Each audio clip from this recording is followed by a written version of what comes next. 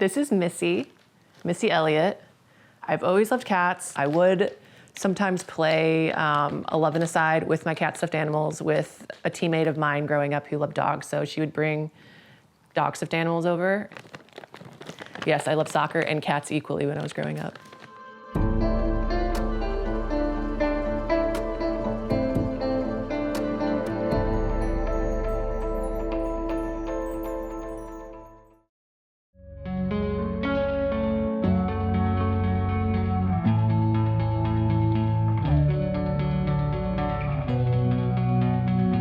So I moved here 3 years ago to Portland. I was living in Denver. Right away, we just instantly loved it.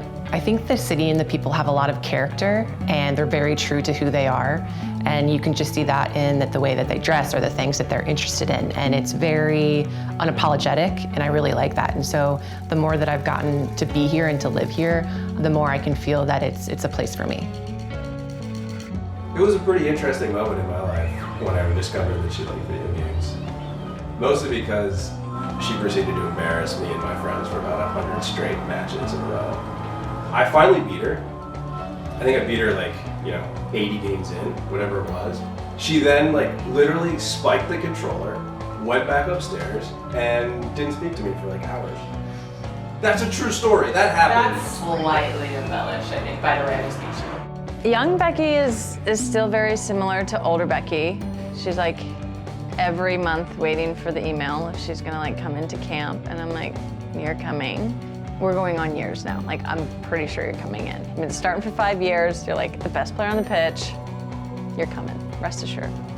It's been an ongoing process when it comes to confidence, and I think it's really easy to just say I'm gonna be confident today, but it's very hard for that to actually happen. I mean, initially when I was younger, I would have just crippling episodes of self-confidence where it was affecting the way that I was playing and it was affecting the way that I was off the field. Because I was overanalyzing how I was playing, I needed to stop the over-analysis and have my time be taken up with something more empowering or enriching. And so that's when I started reading more. That's when I started playing video games. That's when I would just find something that takes my mind off of soccer and makes me happy. So this thing is literally the size of a city block. What's sad is that I have read probably 50% of the books on this. Or amazing. Doesn't have to be sad. Gold is sci-fi. We are in Powell's bookstore, which we come here very often, and I go to camp soon, and so I needed to grab a few books. And Zola's probably gonna grab a few books, so that's what happens when you come to the store. I've already grabbed a few books. And we're ready. So, I would bring books, because obviously we didn't have e-readers yet, so I would just have half my suitcase would be books, and I'd finish a book maybe every third day in camp. It became just kind of my healing, I guess, my way of recharging and just getting ready for the next day. Everyone's fallible, everyone's gonna make mistakes. Yeah, when I make mistakes with the national team, it's on a bigger stage, and so a lot more people see that, but I have to realize that I'm there for a reason, and I am gonna make mistakes, but I'm gonna be the person that learns from them and that will come back stronger and better than I was before. it took her a while to realize just how good she was. It took her a while to realize that she, had a voice that she could use that people respected. And that her opinions and her point of view really mattered on and off the field. And it was it's been amazing for me because I certainly have always seen that potential in her, and for her to start to realize it has just been awesome. To be part of the journey, just to be a witness to it has been amazing. So, yeah. Thanks, Dave. Yeah. That's so sweet. I think every player's journey on this team has been different, and for me, I feel I've had to earn every single minute of playing time and even every roster and everything like that. So the fact that I even made the roster for 2011 was really big.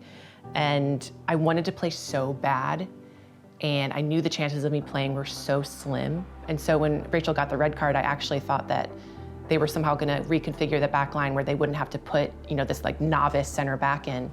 And Pia actually gave me the nod and told me that I was gonna get to play. And for me, that was the moment where either I was good enough or I wasn't good enough to play on the international level.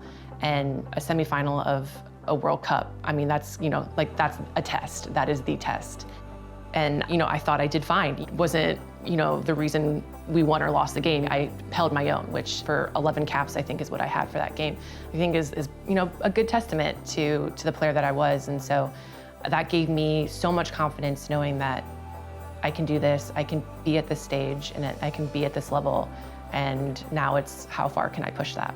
She always wants to be better. She's always going to push herself. She's always extremely humble and will always do everything in her power to be as good as she is and to make everybody else around her better. So that's something that I think she'll never lose, and I hope she never loses, and is something that I think just by way of her doing that keeps everybody else accountable. But there definitely has been a change in the last few years. I think I just sort of see her coming into her own more, and obviously having the role as captain for both club and country has sort of demanded that out of her more. Anytime that you're named a captain of a team, I think that carries a lot of weight and responsibility.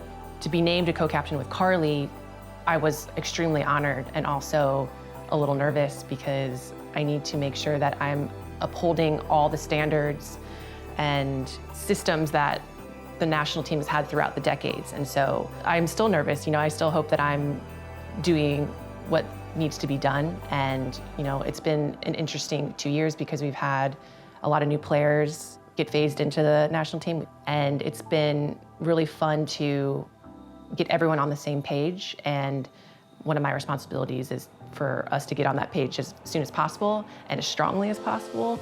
All right, guys, they're gonna have the ball. They're a good team. They're gonna move it around. So let's not panic.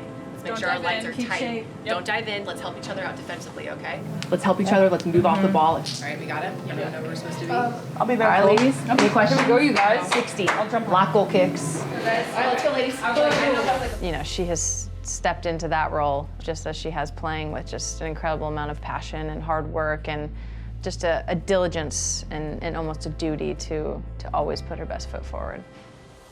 I got to experience what it feels like to win a tournament like the World Cup in 2015. And I think that's very rare. Not many people get to say that after that part of the journey, you got to the mountaintop. And I want to, as a leader of the team, to make sure that the players on the team get to experience that, because I think that's a very rare feeling in life, but a very rare feeling in sport as well. I think for the younger players, just to have like this perfect role model in Becky is invaluable. Yeah, she's like the prototype of everything that you would want out of a professional player, and just off the field as well. She's just class all around. I am very okay flying under the radar. I think it's better to be underestimated than overestimated. And I think the fact that I've had what I think so far is a good career. I've gotten to win championships with my pro team. I've gotten to win a gold medal and a world championship. So the fact that I was on teams that accomplished those things, I think that's enough credit for me. What a servant Becky Sauerbrunn has been for the U.S. women's national team. Sauerbrunn now at 32 years of age, twice has been the NWSL Defender of the Year.